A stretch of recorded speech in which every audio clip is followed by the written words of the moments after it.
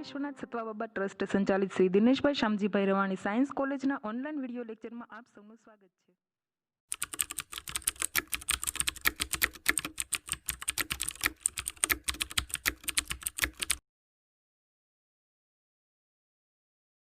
Solution put એટલે કે એક્સની આપણે કોઈ પણ કિંમત મૂકવાની. માની લો કે એક્સ હોય તો આપણે t² મૂકીશું, બરોબર. તો આનું વિકલન કરવી તો કયું થશે? dx equals to 2t dt. હવે જો આપણે લિમિટ મૂકીએ, x બરાબર 0 તો t 0, x બરાબર 1 તો t કેટલા આવશે? 1. એટલે ઇન્ટિગ્રેશન I બરાબર 0 to 1. ટીનો x બરાબર કેટલા મૂકવાના? t² ઇન્ટુ e⁴ એટલે કે ટીની કેટલી ઘાત થશે? 8 ઘાત. ત્યારબાદ 1 - t, કારણ કે જો અહીંયાથી વર્ગમૂળ, અહીંયા વર્ગ છે, સામે વર્ગમૂળ થઈ જાય વર્ગમૂળ કરીએ તો, એટલે વર્ગમૂળ t બરાબર શું લખાય? વર્ગમૂળ x બરાબર t. આખાને 5 ઘાત. dx બરાબર 2t dt. ત્યારબાદ 2 common, integration over 0 to 1 t⁹9 1 - t⁵5 into dt. જેમાં આમને કહેવાય બીટાનો ફોર્મ્યુલા. તમને યાદ હોય તો beta mn is equal two e⁻0 to infinity 0 to 1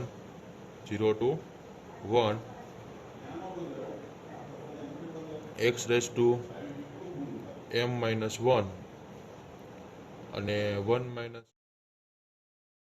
n−1 into dx, બરોબર. આ સૂત્રને આપણે એમાં એપ્લાય કરીએ તો x એટલે કે તમે t ધારી લો, બરોબર, હાલ પૂરતું. તો કેટલી ઘાત છે? m-1. અહીંયા કેટલું છે? m. એનો મતલબ કે અહીંયા જેટલા હોય ને એમાં 1 ઉમેરી દો એટલે કેટલું થશે? m. અહીંયા કેટલા છે? t ની 9 ઘાત, બરોબર. t ની 9 ઘાત એટલે 1 ઉમેરી દો એટલે કેટલા થશે? 10. તો અહીંયા કેટલા થશે? 6 બીટા mn.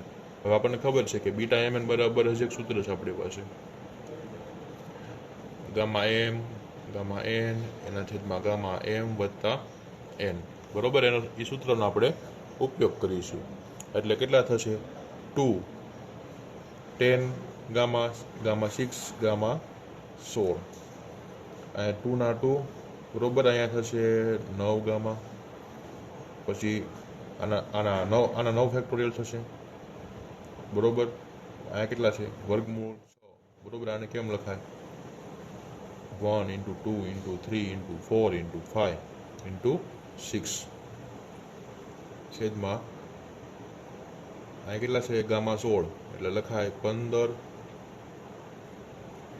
5 સુધી આવશે, 15 14 13 12 11 10 અને 9 ફેક્ટોરિયલ. હવે જુઓ 9 ફેક્ટોરિયલ કેન્સલ. આ બધાનો ગુણાકાર કરશો એટલે 1/15 આન્સર આવશે, બરોબર. આપણને ઈ વેલ્યુડ એટલે કે આપણે કિંમત મેળવી આ સૂત્રમાં, આ રકમની. ત્યારબાદ બીજો એક્ઝામ્પલ જોઈએ. Example number 5. કોઈ પણ એક્ઝામ્પલ નંબર તમે આપી દો. ઈ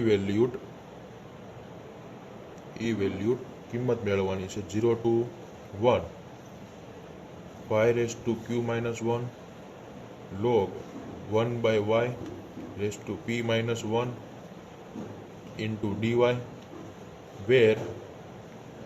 where p greater than 0, q greater than 0. તો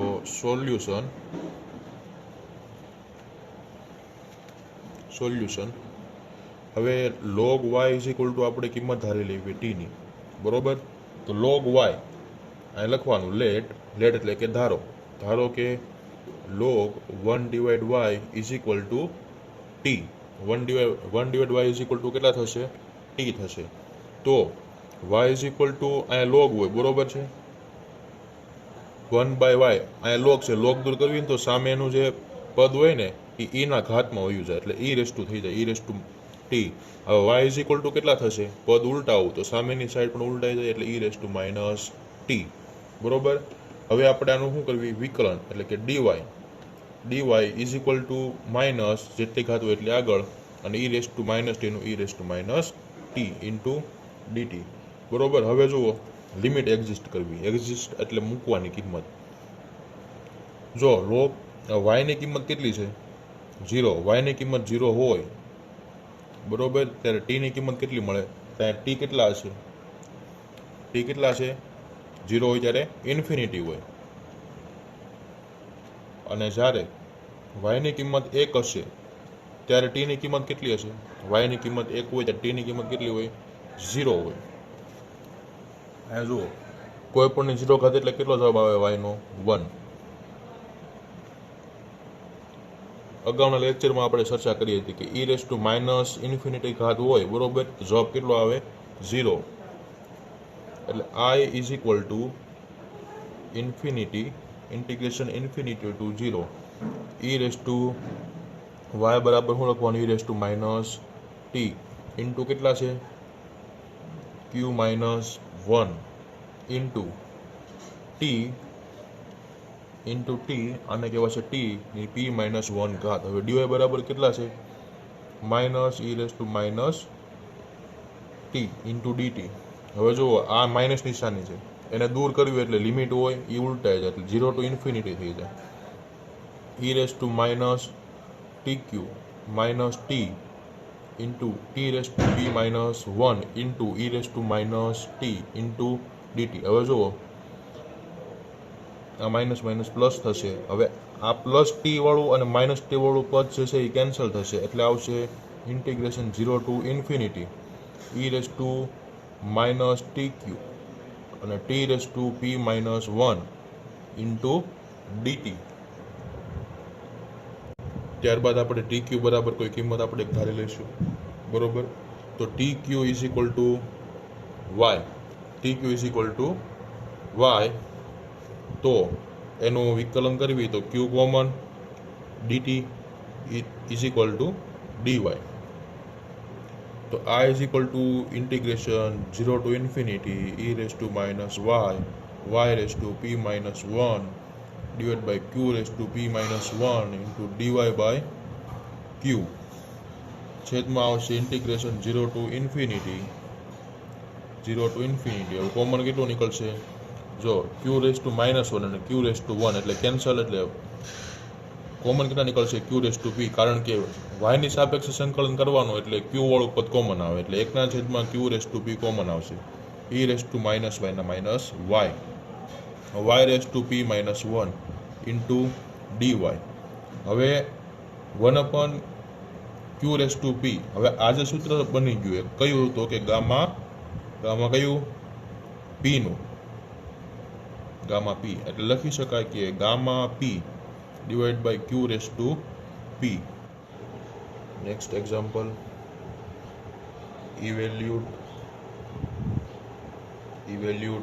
integration over 0 to infinity e raised to minus st by root t dt where s greater than 0. Solution, put st is equals to x, s dt is equal to dx. I is equal to 0 to infinity e raised to minus x. જો માની લો કે જ્યાં e હોય તો આપણે કેટલા મૂકવાના, જ્યાં st હોય ત્યાં કેટલા મૂકવાના? x, એટલે e raised to minus x. અને જ્યાં વર્ગમૂળ t છે બરોબર, ત્યાં આપણે શું લખીશું? વર્ગમૂળ t. એટલે આનો આવી રીતે લખી શકાય કે t બરાબર x બાય s. એટલે વર્ગમૂળ t બરાબર વર્ગમૂળ x બાય s આમ લખી શકાય. એટલે છેદમાં છે બરોબર, એટલે કે માઇનસ ઘાત થશે ને, -1/2 ઇન્ટુ dx. હવે dt છે બરોબર, તો આને આપણે આ લખી શકાય કે dt is equal to dx by s. એટલે s બરોબર 1 જો x ની સાપેક્ષે હોય એટલે s વાળું પદ હોય તે કોમન નીકળશે. આ -1/2 છે, -1 છે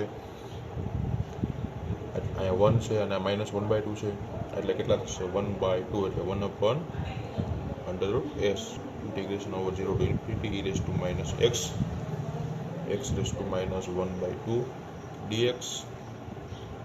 હવે આપણે આ જે સૂત્ર મળ્યું બરોબર એ ગામા n નું સૂત્ર હતું. Gamma n is equal two આપણને ખબર હોય તો કિંમત હતી e raised to minus x બરોબર x raised to n અને e raised to minus x raised to n e raised to minus x integration 0 to infinity into dx એટલે આ ગામા n નું સૂત્ર હતું. આમાં gamma n is equal two આપણી પાસે કેટલા છે -1/2 એટલે એમાં 1 ઉમેરી દેવાનો એટલે કેટલા થાય 1/2 એટલે આ જે કિંમત છે બરોબર ગામા 1/2 એને રૂટ પાય કહેવાય. છેદમાં રૂટ કેટલા આવશે 5 એટલે આમ લખી શકાય રૂટ π/5 બરોબર. એટલે આપણને જે ઈ વેલ્યુ એટલે કે કિંમત મેળવવાની હતી આઈની એટલે આ કિંમત મળી ગઈ. Solution put ax² is equals to t. ax is equal to t raised to 1/2 a raised to 1/2 dx is equals to 1 divided by 2 root a root t dt થાય. આમનું વિકલન હવે બધી કિંમત રકમમાં મૂકી દેતા ઇન્ટિગ્રેશન આ 0 to infinity x raised to 2n minus 1 e raised to minus x² dx integration 0 to infinity t by a raised to 2n minus 1 by 2 e raised to minus t 1 divided by 2 root a root t into dt 1 divided by 2 a raised to n 0 to infinity t raised to n minus 1 e raised to minus t dt. એટલે આ જે પદ છે જેને આપણે gamma n કહેવાય એટલે answer જે આવે 2a raised to n આવે. Example prove that e raised to infinity root x into e raised to minus x² into dx integration 0 to infinity e raised to minus x² divided by root x into dx is equal to π/2 root 2. હવે આપણે ધારણા કરવાની છે let x is equal to t² ધારવી t raised to 1/2 એટલે કે under root t ધારવી તો dx is equals to શું આવશે dx is equal to 1/2 root t into dt. ત્યારબાદ હવે સૌથી પહેલા આ જે ભાગ છે બરોબર એ ભાગમાં આપણે શું મૂકવાનું સંકલનના જે આપણે કિંમત ધારીથી કિંમત મૂકીશું અને એની કિંમત પહેલાં મેળવીશું. બાદમાં આ ભાગમાં કિંમત મૂકીશું એ બંનેનો ગુણાકાર કરવાનો એટલે π/2 root 2 એવું સાબિત કરવાનું.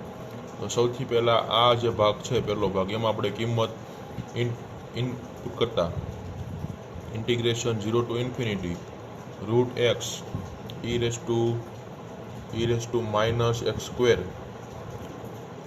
into dx is equal to integration 0 to infinity under root x એટલે t raised to 1/4 થઈ જશે into e raised to minus t થશે આનું અને dx બરાબર 1/2 root t into dt 1/2 ના 1/2 integration 0 to infinity e raised to minus t raised to minus 1/4 dt 1/2 root 3/4 આની equation number 1 આપીશું. અહીંયા -1/4 છે બરોબર.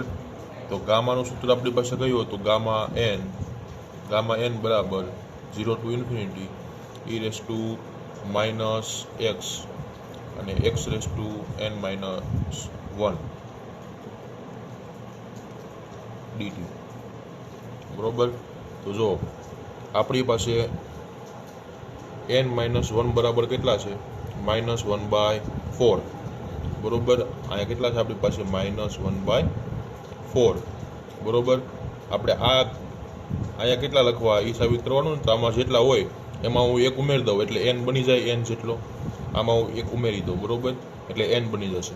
-1 1/4 આવી રીતે લખી શકાય, પદ ઉલટાવ્યું એટલે કેટલા આવશે 3/4 લખાઈ જાય ગામમાં 3/4. ત્યારબાદ એન્ડ હવે બીજો જે પાર્ટ હતો એનું ઇન્ટિગ્રેશન 0 to infinity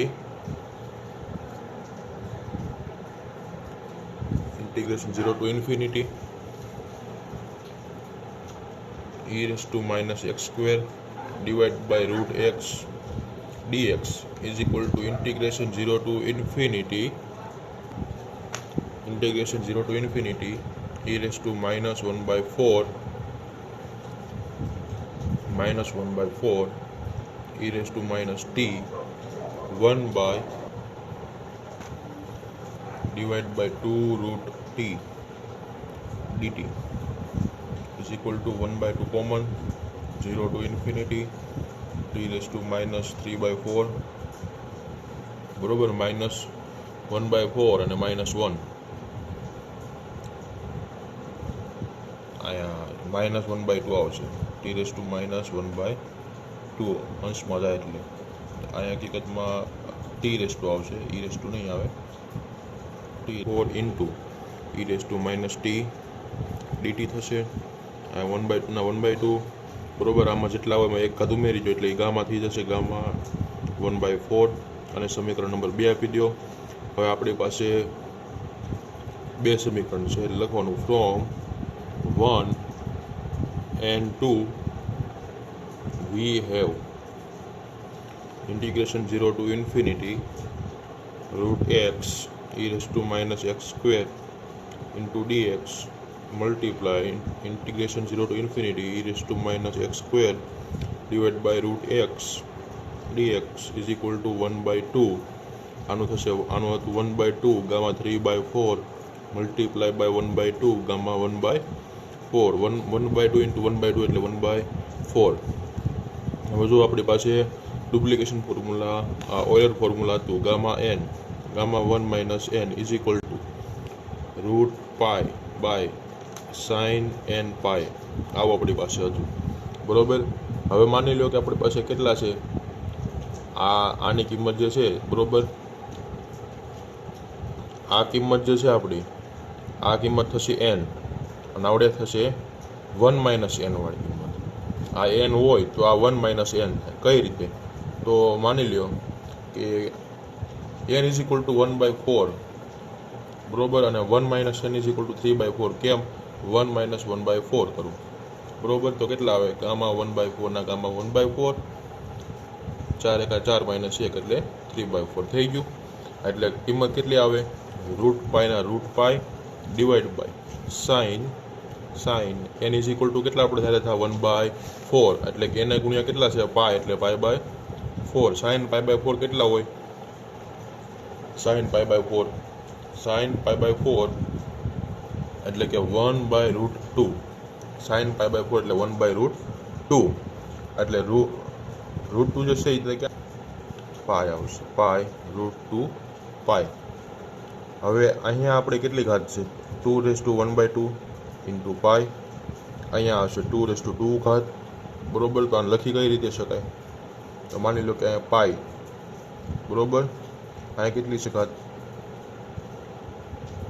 2, એટલે 2 raised to 1/2 plus 2 એટલે કેટલા આવશે? 2 raised to માઇનસ થશે ને, અંશમાં જાય તો માઇનસ થશે, એટલે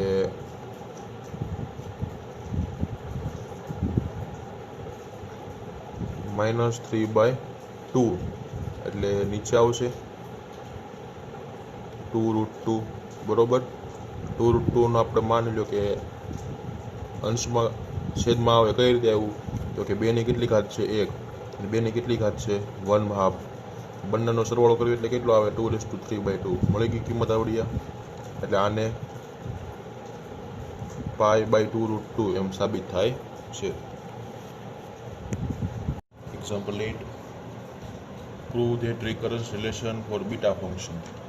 Prove that the recurrence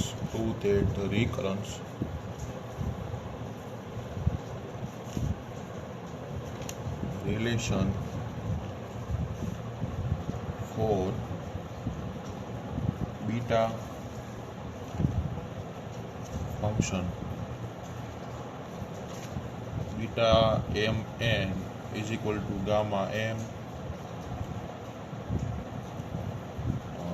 m minus 1 n minus 1 divided by m plus 1 m plus n minus 1 m plus n minus 2 into beta m minus 1 comma n minus 1. Solution. We have solution. We know that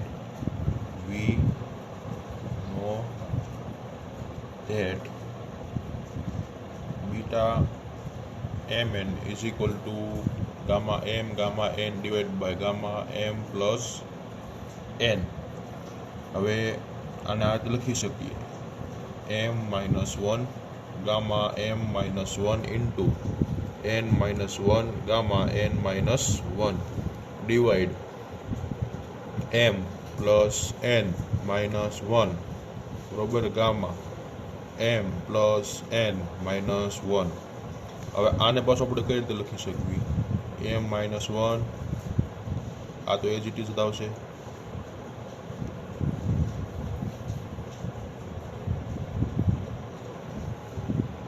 અહીંયા કેટલા આવશે m plus n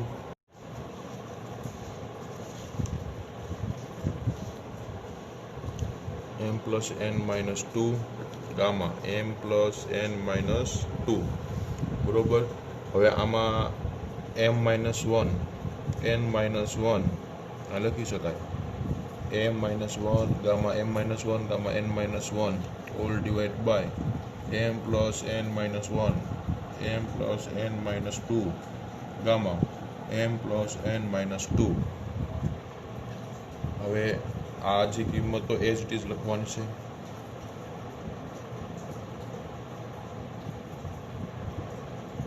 બરોબર. આ જે ભાગ છે એટલો એને આપણે કઈ રીતે દર્શાવી શકાય beta m minus 1 n minus 1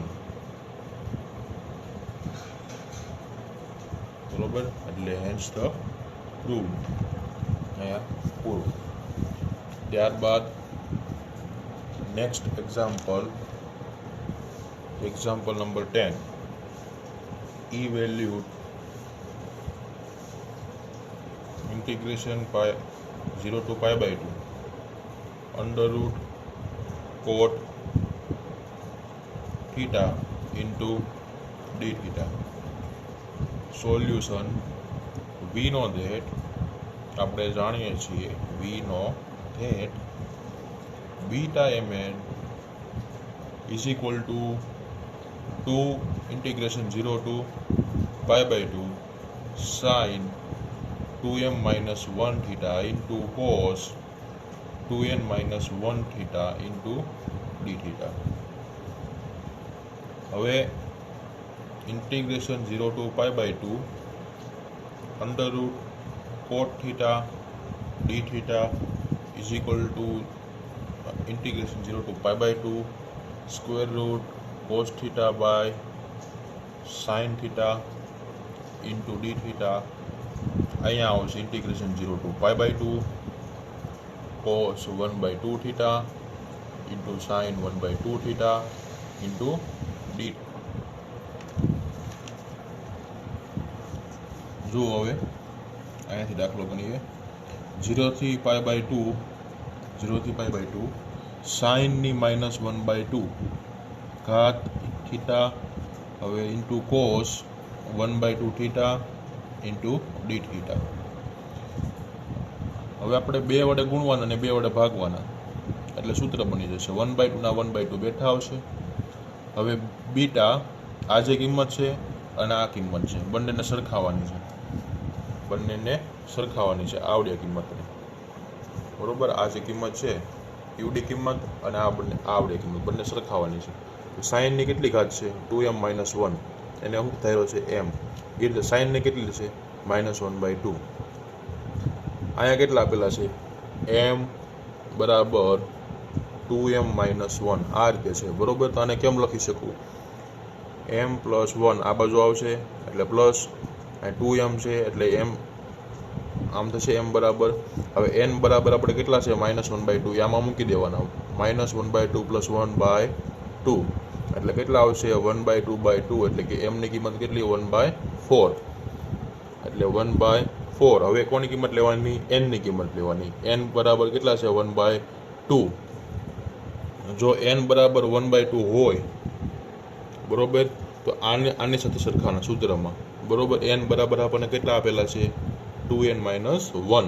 હવે જો આ -1 છે, સામેની સાઈડ આવે તો પ્લસ, એટલે n+1 = 2n, એટલે n+1/2 = n, અને n કેટલા છે 1/2, તો અહીં 1/2 મૂકવું, 1/2 + 1/2, અહીંયા n 1/2 + 1 એટલે કે 3/2 /2, એટલે 3/4. n ની કિંમત કેટલી આવી 3/4. ત્યારબાદ 1/2 બેઠા, 3/4 1/4 gamma 1/4 into divide by gamma 1 થશે, કારણ કે 3/4 + 1/4 એટલે 1 થશે. હવે 1/2 ના 1/2. હવે તમને સૂત્ર ખબર હોય તો મેં તમને લખાવ્યું હતું યુલર્સ ફોર્મ્યુલાનું, કયું હતું, ગામા n ગામા 1 - n